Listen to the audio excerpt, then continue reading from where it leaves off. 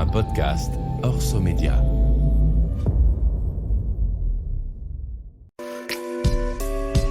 On les appelle des influenceurs, ou certains préfèrent créateurs de contenu. Ils ne sont ni journalistes, ni des professionnels des médias, et pourtant ils informent, divertissent ou stimulent les neurones de millions de personnes chaque jour avec leurs vidéos, leurs podcasts, leurs stories ou leurs newsletters. Je suis Christopher Simonelli, cofondateur du label de podcasteurs Orso Média. Et dans Follow Me, je reçois les acteurs de ce qu'on appelle la creator economy.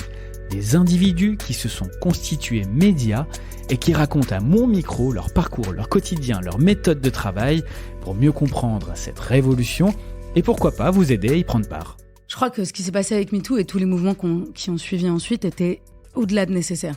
C'est-à-dire que vraiment, il fallait secouer cet arbre, il fallait faire tomber les pommes dégueulasses, il fallait sortir les hommes immondes qui nous entravaient la vie, qui nous pourrissaient la vie, qui se tenaient si mal, etc. C'était absolument essentiel.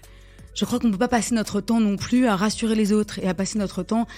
Tu vois, je suis Andrea Bescon sur Instagram. Andrea lutte énormément contre les violences faites aux femmes, mais surtout aux enfants.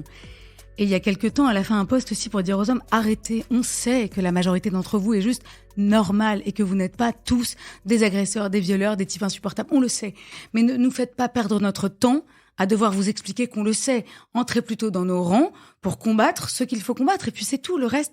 On est OK, on est tous copains, on a besoin de vous, vous avez besoin de nous, la vie est belle, ça va être super. Moi, j'ai un père formidable, j'ai 3 frères super et j'ai 2 fils que j'adore. Et je te parle même pas de tous les copains, de tous les hommes qu'il y a dans ma vie et que j'aime d'amour. J'ai plein de copines formidables aussi. Mais il y a un moment où je me suis dit, on peut pas être que les uns contre les autres. En tout cas, on peut pas être les unes contre les autres tout le temps. Et effectivement, il y a des types super à qui j'ai envie de donner la parole. Mais j'ai pas envie de leur donner la parole comme pour leur faire une petite câlinothérapie. Oh là là, les garçons, ça fait quand même 5 ans qu'on tape un peu sur les doigts des mauvais. J'espère que ça va pour vous. C'est pas ça, mon idée. C'est de leur dire, OK, qu'est-ce que c'est qu'être un homme en 2023 ? Qu'est-ce que c'est qu'être un homme bien ? Est-ce que votre vision de ce que c'est qu'être un homme a changé ? Qui sont les femmes importantes de votre vie ? Et surtout, est-ce que vous avez compris ce qui s'est passé ces 5 dernières années ? Est-ce que vous avez compris pourquoi les femmes continuent de monter sur la table pour qu'on entende leur voix ? Et c'est à eux que je donne la parole parce que je veux que eux le disent.